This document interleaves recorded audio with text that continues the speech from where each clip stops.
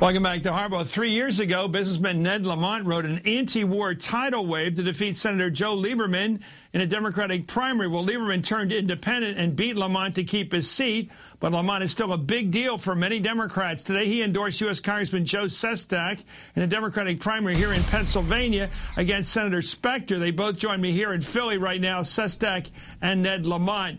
Ned, why did you do? Why are you here in Philly making the case for the challenger here, the David against the Goliath, you might say, right now?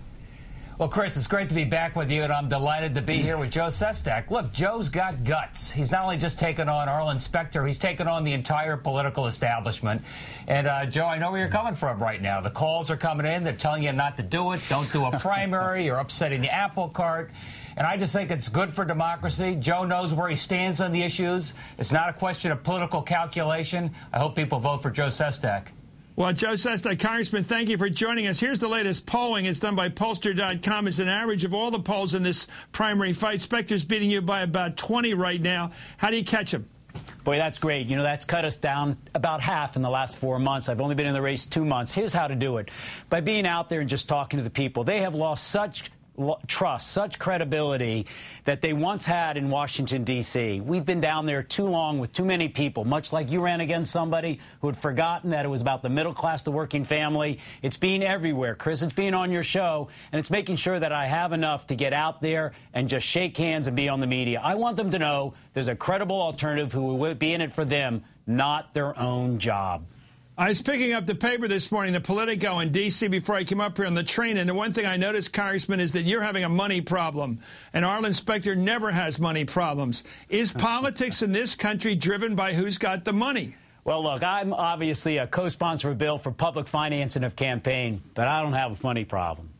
As you can see, Arlen has already spent $2 million this year. I've only spent $500,000, and his approval rating has dropped all the way down to only 30% of the people believe he should be reelected. So it's not about money. Chris, this is about the future of Pennsylvania and this nation. I don't say that lightly. I honestly think they want to see people who believe principle should triumph over political calculation, to where Arlen Specter gave 2,000 votes to President Bush, voted for tax cuts where 53% went to the top 1%, the millionaires of America. They just want to change. No, they want more than that. They want a warrior that's going to fight with President Obama to make sure they bring about that change. Well, why is President Obama supporting him? Why is Joe Biden supporting him? Why is Eddie Rendell, the governor of Pennsylvania, supporting him? Why is the Democratic Party of Philadelphia, run by Bob Brady, supporting him? Why is the entire Democratic Party of Pennsylvania elected party backing this guy? That's the establishment. That's why I was so proud to have Ned Lamont here with me today. Look, I don't begrudge President Obama tactically needing, politically, in a calculation, another extra vote perhaps in this very tough year. But you know what? We're going to be left after this year with someone who will be taking us into the future for the next 6 years. In fact, the next 30 years. And they're going to be unlike the last 30 years, with this Republican, now turned Democrat, was part of the GOP leadership that ran us aground. When I was in the Navy, we relieved commanding officers when they ran us aground. But think about it this way also. Right now, I understand why they're supporting him, and that's because Arlen Specter is pretty tough to control. The White House has to continue to give him the carrots as I provide the sticks. That's why you've seen the polls and everything else shifting. We actually are going to be out there as a credible choice, and I love running against the establishment. It's the right thing because you're working for the people. You know, Ned, the problem with your candidate here, as I see it, is he's not tough enough. You know, in Philly to get elected, the way they used to get elected the old days, the Democratic reformers, the way they beat the corrupt Republican machine, was call them a bunch of bums, stand in front of City Hall with a bullhorn, say we were going to get the drones out of City Hall, the people that are just hanging around taking your money. They knew how to go after the bums, and they'd say, throw them out. This guy won't call the president a bum. He won't call Arlen Specter a bum. He won't go after these guys. He won't go after the fact that they've circled the wagons and grabbed all the ethnic money from him. All the money, I should say. All the money. This guy can't raise any money right now. Now let me go back to you, Congressman. Can you get money out of the legal community? Can you get money out of the usual givers to the Democratic Party? Can you get any of that money? It looks to me like they've dried it up on you. Look, two things. I've got $5 million. We're doing mighty fine. We're just shy of $5 million. Yeah, but you started with $3 million. You started with a lot of money. Yeah, absolutely. And we've kept this year, this month, we matched Arlen Specter dollar for dollar, except the president did come in and raised him a little bit of extra more than he got. $2.5 million in one event. And you're going to beat this guy? Without a question. Remember, Mrs. Clinton came in here and was outspent by President Obama 4-1, and she won. And number two, am I tough? Hey, look, you know, I headed the Navy's anti-terrorism unit. There's not a question about toughness, so we're going to do quite maybe I know too much, but here's my problem. I think that you're a relationship politician. You're a loyalist. You like the Clintons. You work for them in the NSC. You're an admiral of the United States Navy. You serve the country. You have everything right on your resume, except I don't think you got any teeth. And the question I want to ask you, why don't you get Bill Clinton to come in here and pay back what he owes you? You supported him all those years. Why don't you say to President Clinton, get in here and campaign for me and even this thing up? Him against Obama. It'd be a hell of a campaign in this state. I don't need President Clinton to win. You know, Number two. Why don't you ask him right now to come in and help you? Why don't you say, Bill Clinton, you owe me. Come on in and help me. And number two, I honestly believe something. Loyalty not just down, but also up.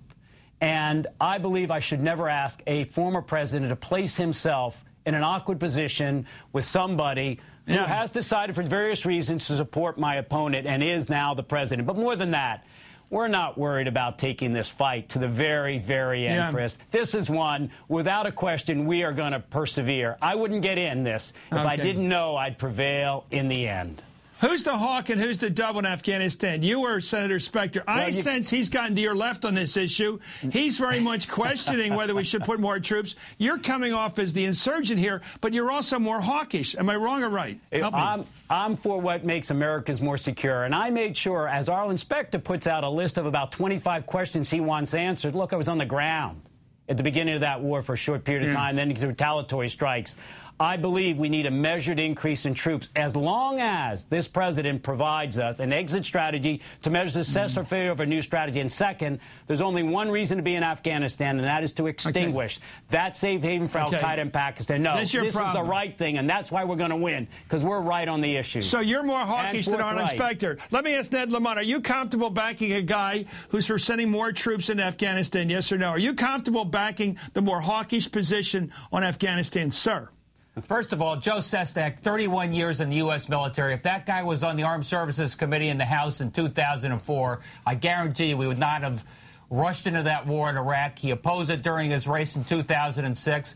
And I love the fact that he's going to have a very measured strategic response when he looks at Afghanistan. Wait a minute. I want a guy with background like that sitting at the table. But Admiral Sestak was for the war in Iraq. Am I wrong? No, I opposed the war in Iraq from the day. Look, I took my carrier battle group into the Persian Gulf. The three-star admiral said, Joe, what do you think about this? I said, this is a tragic misadventure. And that's why I wanted a date certain out of Iraq.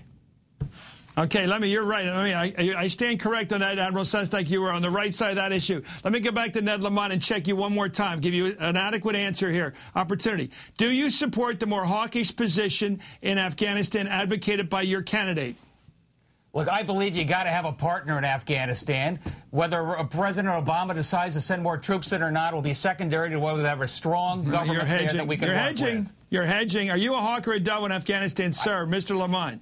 I think you've got to hedge. You've got to know that you have a partner. If you don't have a legitimate government that the people of Afghanistan look up to, all the troops in the world are not going to make a difference. And, Chris, you know these terms are too simple, hawk or dove. It's whether you have a very thoughtful approach in order to achieve your objective, eradicating al-Qaeda so we can be safe at home without having an open commitment, an open-ended commitment like we didn't do and Arlen Specter voted for in Iraq. Thank you very much. Congressman Joe Sestak, former admiral, a great man who defends this country. Ned Lamont, a great man. Thank you, sir.